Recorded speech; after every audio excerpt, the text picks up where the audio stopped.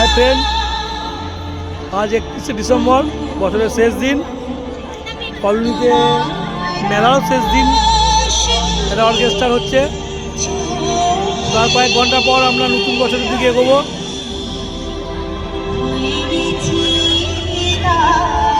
আমরা সবাই এসছি, খুব মজা করছি। এই যে শয়তানটা, আরে এই শয়তানটা আমার ছোটবেলাকার বন্ধু, এসছে দুর্গাপুর থেকে। আরে শয়তানটা এই তো।